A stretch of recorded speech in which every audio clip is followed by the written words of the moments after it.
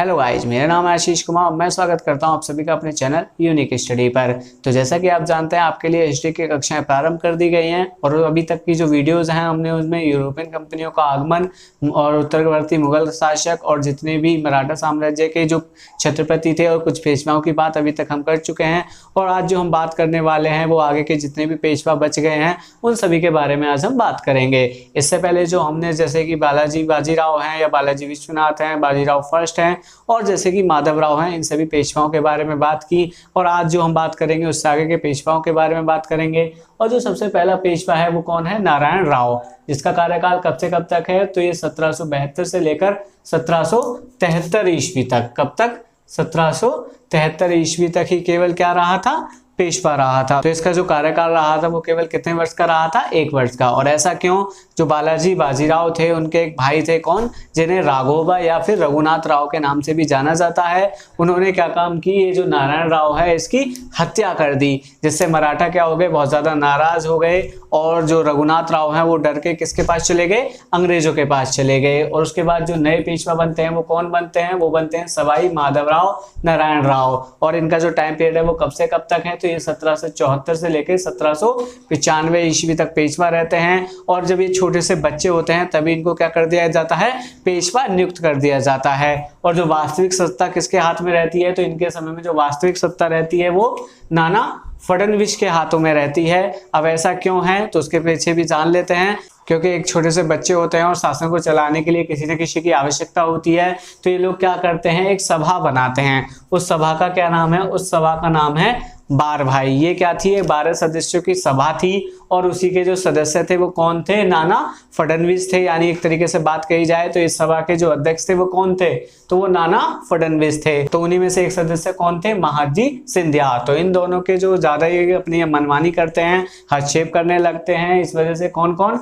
नाना फडणवीस और महाजी सिंधिया। जब ये ज्यादा ही हस्तक्षेप करने लग जाते हैं तो ये जो सवाई माधवराव नारायण राव होते हैं ये क्या काम करते हैं? आत्महत्या कर लेते हैं। लेकिन इससे पहले इनके जीवन काल की जो सबसे इंपॉर्टेंट घटना है वो है प्रथम आंग्ल मराठा युद्ध। ये युद्ध कब कब हुआ? तो ये युद्ध 1775 ईस्वी में प्रारंभ हुआ और 1782 ईस्वी तक यह युद्ध चला। इस युद्ध के क्या कारण थे तो उन बातों को थोड़ा सा जान लेते हैं। वो बातें कौन कौन सी हैं? जब रघुनाथ राव जो होते हैं वहां से किसकी? नारायण राव की हत्या करके कहाँ चले जाते हैं? अंग्रेजों के पास चले जाते हैं। तो अंग्रेजों को भी मौका मिल जाता है किसमें? मराठा राज्य में हस्तक्षेप करने का। तो वो भी तुरंत तैयार होते हैं और वो रघुनाथ राव की मदद करने के लिए तैयार हो जाते हैं। और किस पे आक्रमण करते हैं? तो मराठा साम्राज्य पे आक्रमण करते हैं। तो इस तरीके से जो प्रथम आंग्ल मराठा युद्ध हुआ था उस समय जो पेशवा थे वो कौन थे? सवाई माधवराव नारायण राव। और जबकि जो ईस्ट इंडिया कंपनी क्यों लड़ रही थी तो जो रघुनाथ राव थे वो नारायण राव की हत्या करके किसके पास चले जाते हैं? अंग्रेजों के पास चले जाते हैं। जैसा कि मैंने बताया ये जो सवाई माधवराव हैं ये क्या हैं? छोटे से बच्चे हैं। तो जो वास्तविक नेतृत्व है वो कौन कौन कर रहे होते हैं इस युद्ध का?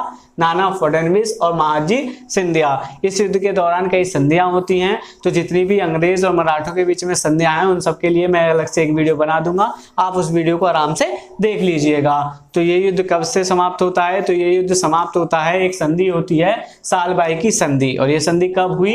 1782 ईस्वी में। पूछा जाता है कि सालबाई की संधि है वो कब हुई? तो इसका आंसर हो जाएगा 1782 ईस्वी में। और ये भी पूछा जाता है कि किस किस के मध्य में हुई?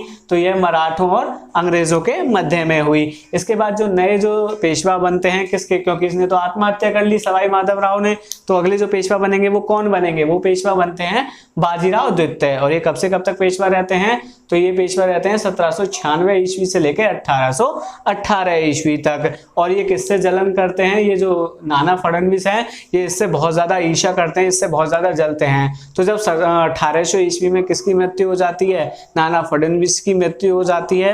तो ये क्या करने लग जाते हैं? बाजीराव द्वितीय अपनी मनमानी करने लग जाते हैं। तो इनके काल की जो इंपोर्टेंट घटना है कि जिसमें मराठा साम्राज्य है वो कई भागों में बढ़ जाता है। यानी जो अलग अलग लोग हैं वो अलग अलग मराठा राज्यों की क्या कर लेते हैं? स्थापना कर लेते हैं। उन्हीं में से कुछ यहाँ पे मैंने मराठा के जो स्वतंत्र राज्य हैं उनके बारे में यहाँ लिखा है। जैसे एक जो अर्ध स्वतंत्र राज्य है वो कौन सा है? सिंधिया, जो कि किस क्षेत्र में था? ग्वालियर क्षेत्र में। एक है होलकर जो कि किस क्षेत्र में था? इंदौर क्षेत्र में। एक है भोसले जो कि किस क्षेत्र में था, नागपुर क्षेत्र में, एक है गायकवाड़ जो कि किस क्षेत्र में था, बड़ौदा के क्षेत्र में, और एक है पेशवा जो कि किस क्षेत्र में था, पूना के क्षेत्र में। तो ये कुछ अर्ध स्वतंत्र राज्य थे जो किसके काल में बन गए थे, बाजीराव द्वितीय के काल में बन गए थे। तो बाजीराव द्वितीय क्या काम करते थे, अपने शौक को पूरा करने के लिए इन्हीं में क्या करवाते रहते थे, आपस में युद्ध करवाते रहते थे। तो एक बार की बात है, क्या हुआ था, जब ये जो सिंधिया हैं और होलकर हैं, यानी कि उनके जो पूरे नाम है, एक व्यक्ति थे कौन, दौलतराव सिंधिया, और एक थे जसवंत होलकर। जब इन दोनों में जो युद्ध होता है तो ये क्या काम करते हैं, कौन, बाजीराव द्वितीय किसकी मदद करते हैं, सिंधिया की मदद करते हैं। तो उसी युद्ध के दौरान किसकी, जो जसवंत होलकर होता है उसके छोटे भाई की हत्या कौन कर देते हैं, बाजीराव द्वितीय, जिससे जो जसवंत होलकर हैं वो बाजीराव द्वितीय पे क्या कर देते हैं, हमला कर देते हैं और पूना पर चढ़ाई कर देते हैं। क्योंकि जो पेशवा थे वो कहाँ, किस क्षेत्र में रहते थे, पूना वाले क्षेत्र में रहते थे, कौन, बाजीराव द्वितीय। तो होता क्या है कि जब होलकर किस पे, बाजीराव द्वितीय पे आक्रमण कर देते हैं तो ये बहुत ज्यादा डर जाते हैं और वहां से पूना छोड़ के भाग जाते हैं। और कहां चले जाते हैं, तो अंग्रेजों के पास चले जाते हैं। तो ये घटना कब की है, यह घटना है 1801 ईस्वी की। और ये कहां चले गए, अंग्रेजों के पास उनके एक जहाज में चले गए, जो कि जहाज कहां पे था, बसीन में था। और उसी जहाज पर अंग्रेजों के साथ जो बाजीराव द्वितीय होते हैं एक संधि कर लेते हैं। उसी संधि को इतिहास में किस नाम से जाना जाता है, उसे जाना जाता है 1802 ईस्वी की बेसिन की संधि या बसीन की संधि के नाम से भी इस संधि को जाना जाता है। यहाँ से क्वेश्चन बहुत बार पेपर में पूछा जाता है कि जो बेसिन की संधि थी वो किस वर्ष हुई थी, तो वो 1802 ईस्वी में हुई थी। इस संधि में की क्या क्या शर्तें थे वो मैं आपको बता देता हूँ। तो इसकी क्या शर्तें थी, इसकी जो शर्त थी कि अंग्रेज जो थे वो 60,000 सैनिक तक कहाँ रख सकते थे, इस पूना वाले क्षेत्र में उन 60,000 सैनिकों को रख सकते थे। और साथ ही साथ बाजीराव द्वितीय ने ये भी तय किया कि वो जो हर साल है कितने रुपए, 65 लाख रुपए किसको देगा, अंग्रेजों को देंगे।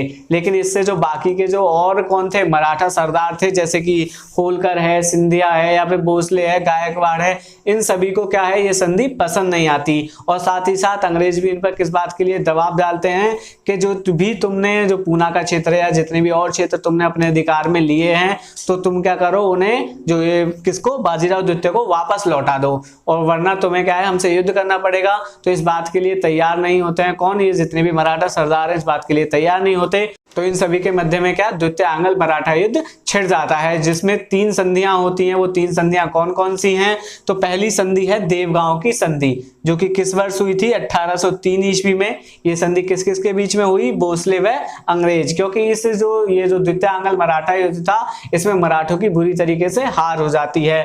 तो अलग अलग मराठा सरदार क्या है, अलग अलग संधियां करते हैं, जिसमें पहली संधि होती है देवगांव की संधि। ये कब हुई थी, तो ये 1803 ईस्वी में हुई थी। किस किस के मध्य में, तो भोसले और जो अंग्रेज थे उनके मध्य में हुई थी। अगली संधि है सुरजी अर्जन गांव की संधि। ये भी किस वर्ष हुई थी, ये भी 1803 ईस्वी में हुई थी। और ये किस किस के मध्य में हुई, तो ये सिंधिया व अंग्रेजों के मध्य में हुई। अगली जो संधि है वो है राजपुर घाट की संधि। और ये किन किन के बीच में हुई, तो जो होलकर थे और जो अंग्रेज थे उनके मध्य में संधि हुई। और ये संधि कब हुई, 1804 ईस्वी में। लेकिन इसी के साथ साथ धीरे धीरे समय व्यतीत होता गया।